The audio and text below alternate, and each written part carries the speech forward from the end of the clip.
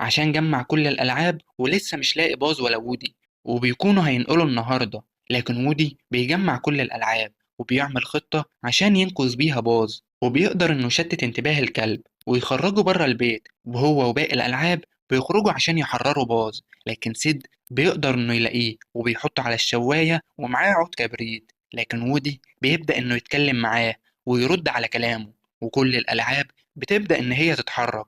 وودي بيقول له إن الألعاب على طول شايفاه وسامعاه، فبيترعب سيد وبيخاف وبيجري. وودي بياخد باز وبيجروا عشان يلحقوا أندي، لكن عربية أندي بتكون مشيت، بس بيقدروا إنهم يلحقوا عربية النقل. لكن الكلب بتاع سيد بيشوفهم وبيجري وراهم، وبيقدر إنه يمسك وودي، فباز بيهجم عليه وبيقع. فوودي بيفتح الكراتين وبيخرج كل اللعب وبياخد العربية وبيرميها عشان ينقذ باز، وبالفعل بيقدر إنه ينقذه من الكلب. لكن باقي الألعاب بيفتكروا إنه اتخلص من العربية زي ما اتخلص من باز، وبيعملوا فيه زي اللي عملوا فيهم وبيرموه من العربية هو كمان. فوودي بيركب مع باز وبيجروا بسرعة عشان يلحقوا عربية النقل. ولما باقي الألعاب بيشوفوهم بيفهموا إن وودي كان معاه حق، وبيحاولوا إنهم يساعدوهم. لكن للأسف البطارية بتاعة العربية بتخلص، فوودي بيقرر إنه يولع الصاروخ بعود الكبريت اللي معاه.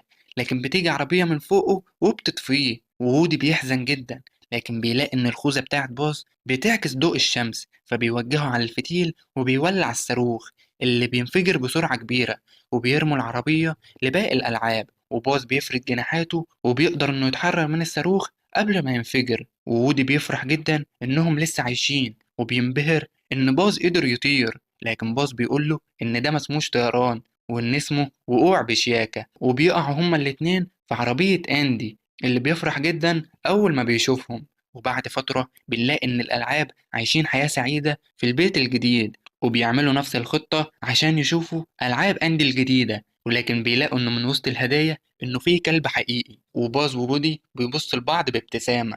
وهنا بيكون خلص الفيلم. لو عجبك واستمتعت بيه ما تنساش تدوس لايك وتشترك في القناة وتشير الفيديو في كل مكان. سلام.